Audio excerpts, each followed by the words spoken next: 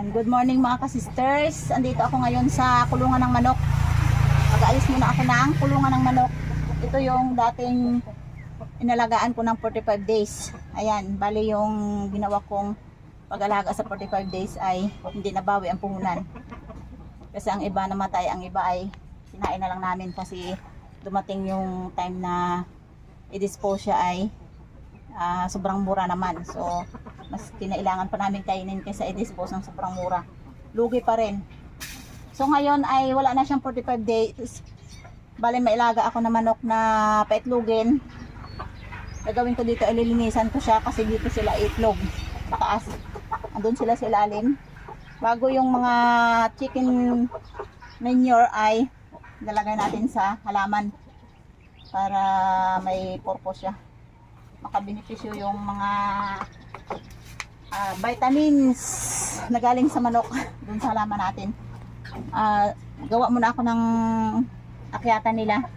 Ayan, simpleng akyatan lang para makapasok sila dito at maayos natin lahat yun doon. Yan, ganyan ang hitsura niyan mga ka-sisters. Hindi siya malinis. Gagawin ko dyan ay marami ay akong ilalagay na pugad. Tan lang ito pero makakaakyat ang manok. Hindi naman social yung manok natin para pumili ng magandang hagdanan. Nag-disagree sa'yo manok. Basta ang importante sa kanila ay makaakyat sila sa kanilang pugad, makapag-itlog. Yan.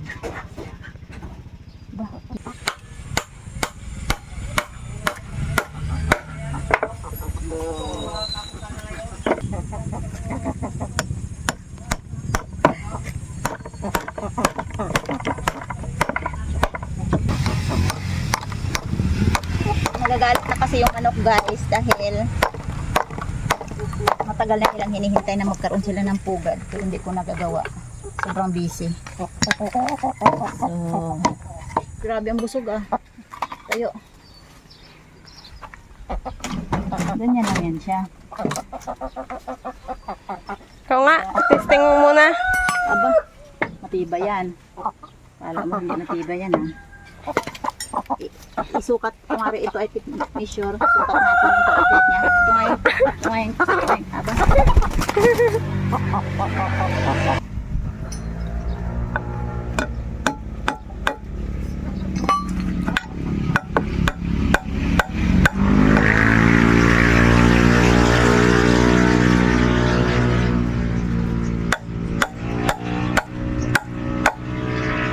Pag dyan si Aya.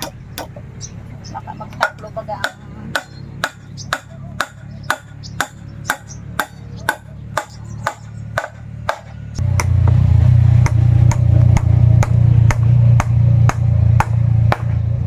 gawa natin na hagdanan ay hindi pasok sa YouTube pero pasok sa manok. O diba? Simple lang yan guys pero makaka-accept na yan. Dahil maalikabok.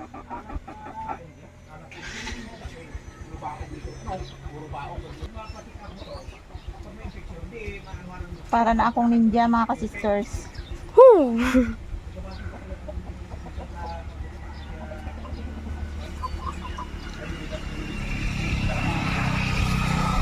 Kailangan natin mag-akyat.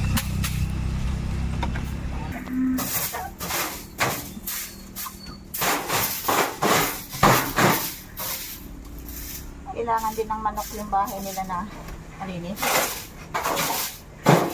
Nakabigyan tayo ng magandang servisyo sa itlog. Hindi pagkakasakit yung manok.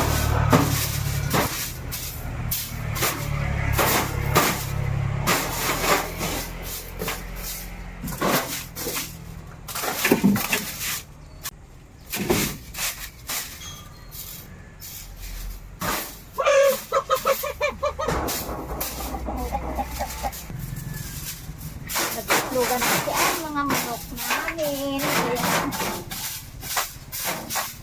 Need na nila ang maraming itlogan. Meron akong manok dyan na nagalimlim. gawin na yan.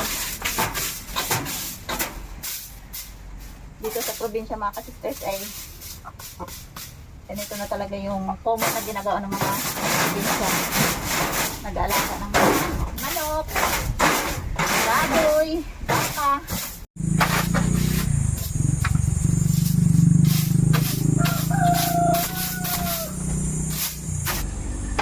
Yung pinainan nila.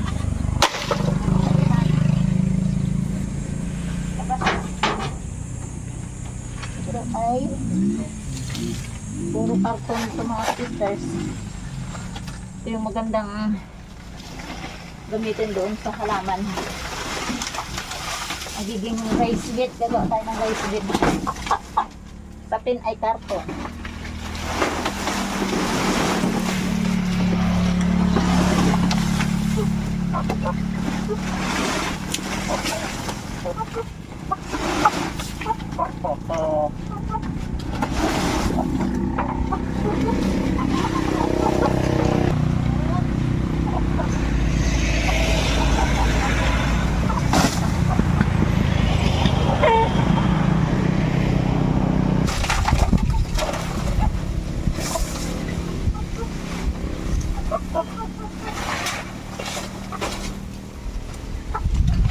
Pag hindi ko matanggalin to, hindi magkakos ng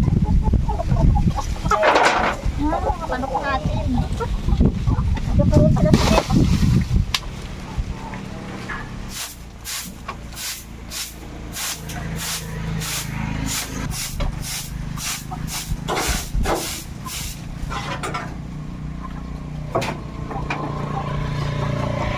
Ayan.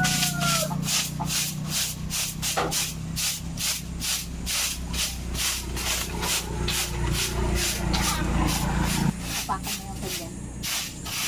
Bago.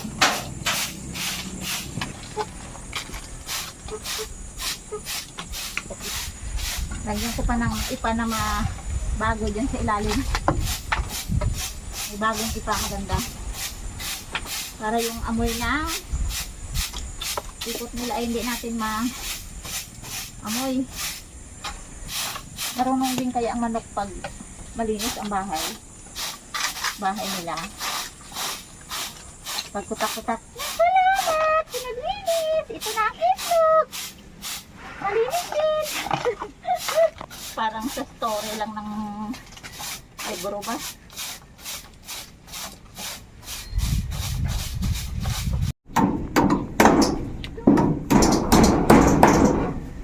Kukunin ko yung yero mga ka-sisters kasi ito, dati ito yung harap. Tapos dyan ang likod. Ang ginawa ni ka-mister, ginawa niyang likod yung harap. Hindi ako conforme. Parang hindi kasi comfortable. Ay, uncomfortable. Uncomfortable ang manok. Uncomfortable ka daw, Toy. Diba? Ano? Interview ka ta. Comfortable? Tigtalao kapag uncomfortable ka. Comfortable. Hindi komportable.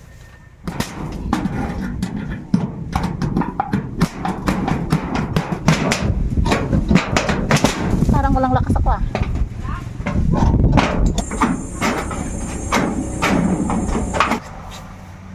Nagalimlim na si manok. Ang itlog niyan ay 12 piraso. Mga 5 days after lalabas na yung kanyang sisiw. Masira. Sabi pa sa'yo eh. Hintay ka talaga. Anong yero?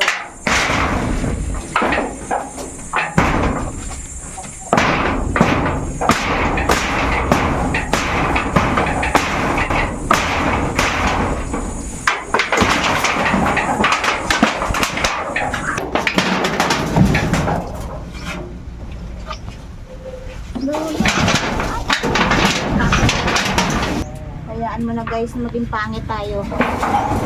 Importante na kapag trabaho. Hindi tayo sa opisina para maghapon.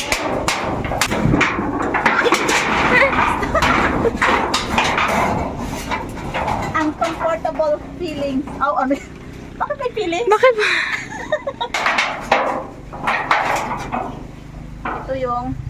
Ito yung itatabong ko dyan.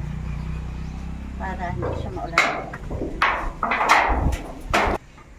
Mga ka-sisters, sa mga hindi nakaalam, itong bahay na to, yung kubo na to, dito kami nagsimula ni Aya mamuhay. Parang feel ko ang liit-liit nito dati. Ang laki-liit, ang laki-laki. Hindi talaga to. 8 Hindi, ang laki-laki nito dati, ang alam ko.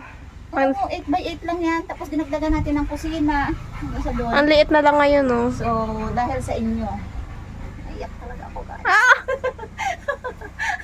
Hindi, kung maisip ko kasi yung dito tayo, di ba ang hirap? Diyan pa rin kami, Ayan, oh. Doon si dahil- ate, dito ako yun, diyan si mama. Natulog Tapos yun, kami dito. pag kunting galaw ka na lang, doon ka na sa kusina, diretso, yun na. So, dahil sa inyo nga, mga ka-sisters, pinatulungan nyo ako sa Huwag kang tumingin. Huwag kang tumingin. Sobrang ano kasi ako, sobrang emotional. So, hindi nga, ang kwento nga talaga mga ka-sisters, na dito kami nagtagal. So, hindi naman natin nakalain ang message from God. So, dahil sa inyo, nakapag-vlog ako, tinulungan niyo ako na makapagpatayo ng bagong bahay. So, hanggang ngayon dito pa rin yung kubo na to.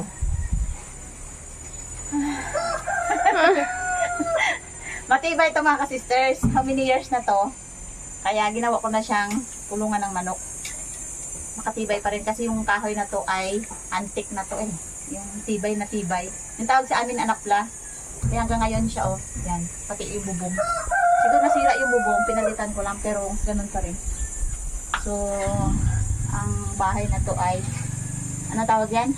Malaking moment. Ano ba tawag yan? Memories.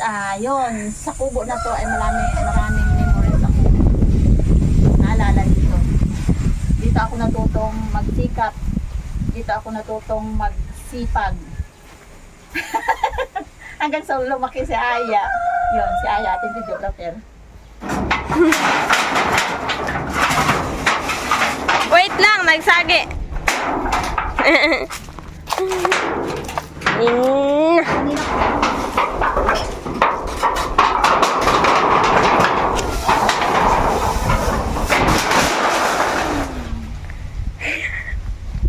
Ang gulo ng Philippines. Dula lang itong puso ko. Nagkanta na lang siya. I set on you. May I set on you. Pero yung Tagalog, walang tibo. Ako gapakatawa kasi sister dahil ginagawa ko to para sa inyo. Dahil pag nagtawa ko, yung ganyan-ganyan yun, no? Tinatawa ko na lang talaga guys yung hirap ng buhay. Alam mo guys, pag hindi natin ito i-relax, yung contribution tayo dito sa pagtambay na to. Lagyan natin ng uhot to, mga ka-sisters. Ito oh. Huwag yung mukha ko ang mukhang uhot. Mukhang uhot na yung mukha ko. Huwag mong tutukan yan. Okay, no problem. Hindi ko tututukan yung mukha mo. Ito yung uhot. Yung ano, anong tawag yan? Rice took. Diba? May alam din ah. Ito yung inani namin na palay na. In-stack ko dito sa lalagyan. Dahil ang plano ko sana mga ka-sisters ay try ako mag-alaga or magtanim ng mushroom na binibili. Kaso hindi natuloy dahil ang uhot ay kulang. Yung dayami ba in Tagalog, uhot sa amin. Dito sa uhot na to maraming nangyayari dahil ang ibang manok ko ay umiitlog. Yan sa ilalim yan, maitlog yan mga ka-sisters. Punta mo doon guys, punta mo doon.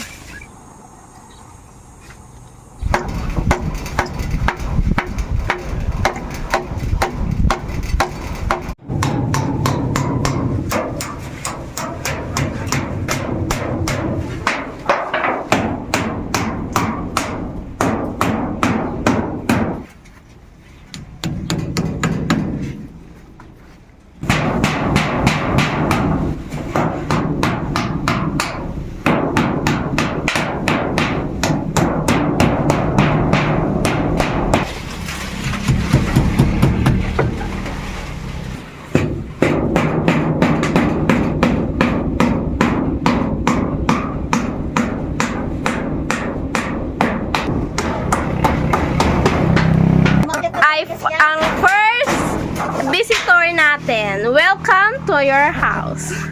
Wow. Si Caramel yan. Apakalambing. Hindi siya natatakot kagaya ng mga iba dyan. Kagaya mo. Yes, ikaw. Nakatingin ako sa'yo.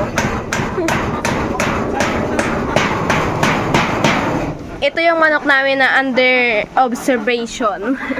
May sakit siya, guys. May sek. Musik. Musik. Yan yung kanyang bodyguard. Yeah, kunin mo yung pangtali sa carton. Para magiging mukhang pugad.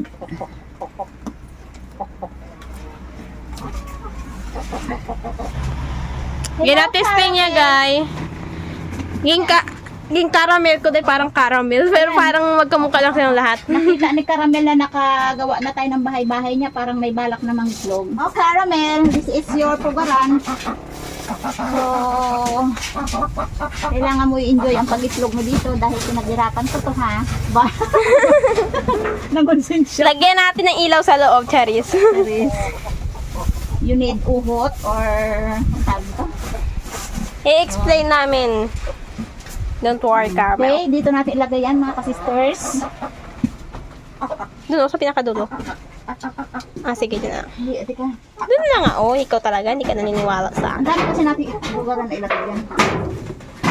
Wow, kasya guys! Ang gagagawa ko. Come here!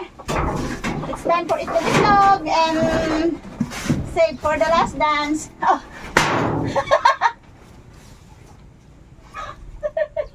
I am speechless to speak. Ang pagod na ako ya! Go lang, ma. Ako na lang. Dito, yan. Yan, okay yan dyan. Dapat may kahoy. Yan, katanga lang ako siya.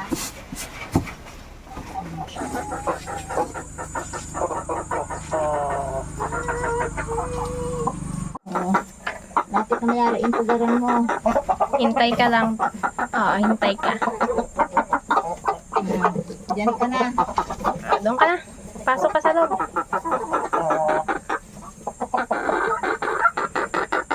Pasok ka na.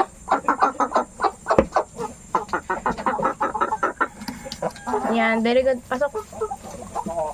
No, that is not food. May dalawa na din. Hi! Sa palibot-libot ay uli na. Parang di sila mag-away.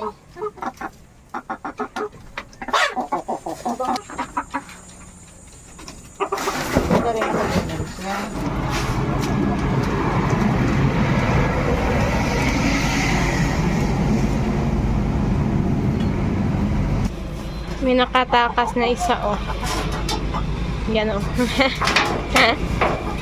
Kasama nila, puti at itim. Saan? Yung isa nakatakas. Dalawa pala yun. So, diba? Okay. Pwede na. Patesting mo nga. Punta ka dun.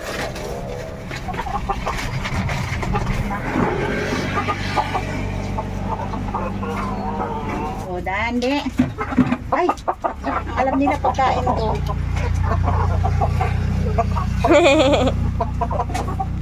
Tingin siya. Yun. Ay. Kulang pa ang pugaran natin.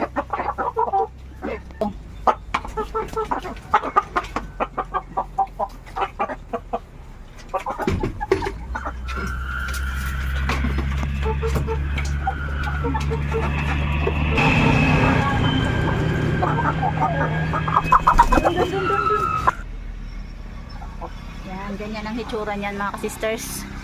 Hindi siya malinis. Gagawin ko dyan ay marami ay akong ilalagay na pugad.